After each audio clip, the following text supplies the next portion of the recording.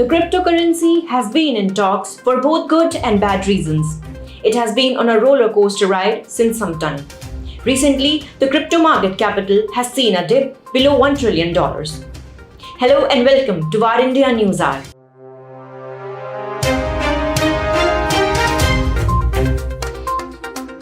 Let's know more about the increasing inflationary pressures. There are great fears of rising inflation driving both the stock and crypto markets down, dropping the total market capitalization of all cryptocurrencies below $1 trillion, crashed to $969 billion.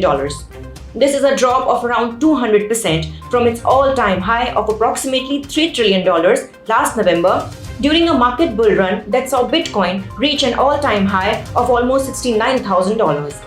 As US inflation data and COVID-19 warning from Beijing roiled global markets, the increasing inflationary pressures are real. And recent earnings by US companies have shown that it has become difficult to pass on that high inflationary pressure. The fact sheet shows a downward trend impacting the value of cryptocurrencies. The global cryptocurrency market peaked at $2.9 trillion in November 2021, but has faltered this year, losing $1 trillion in value in the last 2 months alone, as investors ditched riskier assets in the face of high inflation, fearing that the interest rate raised by central banks will hamper the growth. Ethereum, the world's second largest cryptocurrency, lost more than 16% in value over the day and is now trading at $1,190, while its market cap has dropped to $147 billion. Other major cryptocurrencies, including Solana, Dogecoin, Tron, and Avalanche, are suffering similar losses. Almost every cryptocurrency, including Bitcoin, is now worth half or even less than their all-time highs. An expert says, as inflation proves to be an even trickier opponent to beat than expected, Bitcoin and Ether are continuing to get a severe bruising in the ring. Countries around the globe continue to report high inflation numbers, and what appears to be the immediate trigger for this crypto crash is a massive sell-off by investors amid heightened inflation fears. Now, let us look into today's headlines in VARINDIA. Infra.Market raises $50 million from Liquidity Group. Construction goods and services platform Infra.Market has closed a fundraise of $50 million in growth capital from Liquidity Group's Mars Unicorn Fund. The new fundraise will enable the company to enhance its technological offerings and advance its initiatives in new global markets. Liquidity Group is a billion-dollar company backed by top financial institutions including Apollo and MUFG.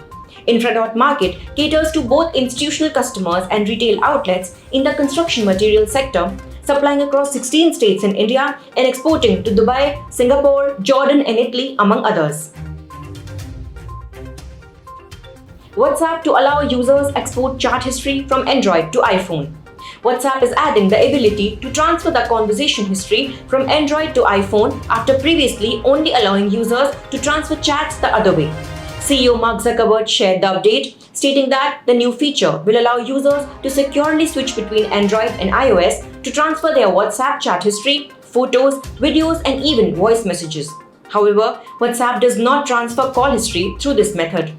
The transfer process only works on new or factory-set iPhones and makes use of Apple's existing move to iOS app for Android.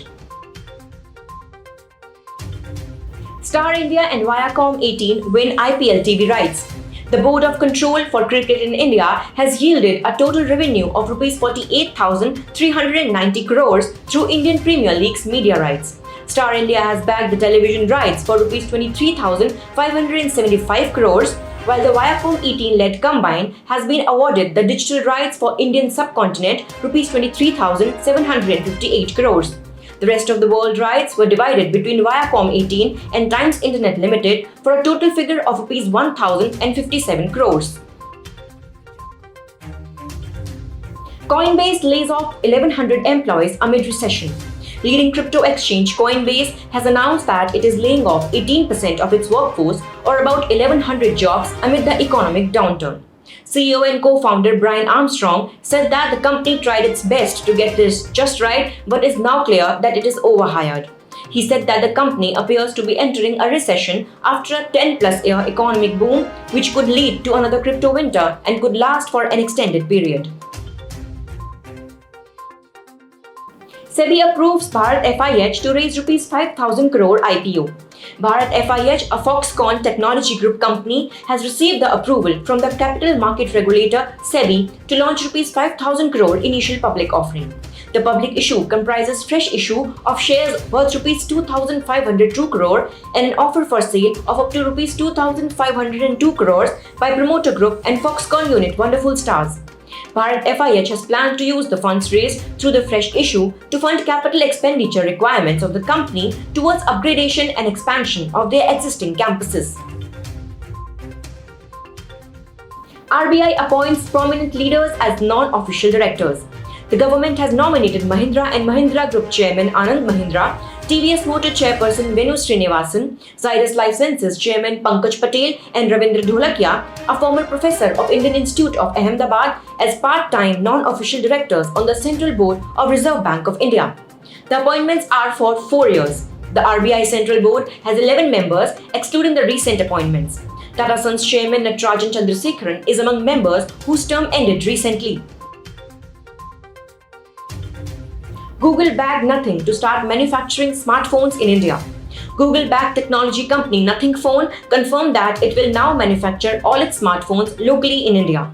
The company's vice president in India and general manager Manu Sharma said the firm decided to manufacture the smartphones in India to meet the domestic demand. The company has also decided to expand its customer support in the region by opening over 270 authorized service centers in more than 250 cities. However, the phone battery will be imported from China.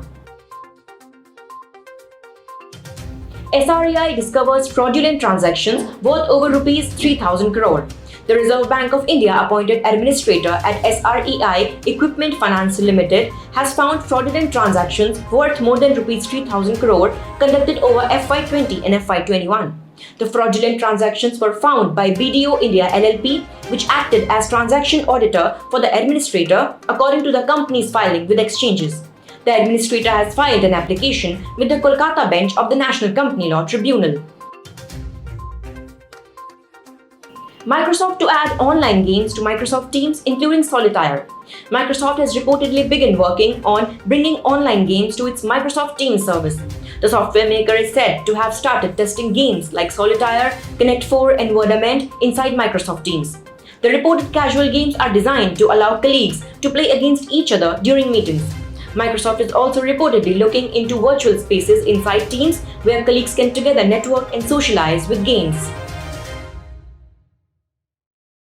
Adobe to soon introduce freemium version of Photoshop for browsers. Adobe is reportedly testing out a free version of Photoshop described as freemium for the browser among some users in Canada. This freemium version of the web-based Photoshop will be accessible to the users from a web browser for as long as they are logged into a free Adobe account. The service will be available widely to all the users in a gradual manner. The company reportedly is planning to introduce this free service in order to increase the reach of this tool to more users. That's all for now. Please like, share, comment and subscribe to VARINDIA News Magazine. You can download the VARINDIA app from Google Play Store and Apple App Store for the latest news and updates. Stay tuned. Thank you.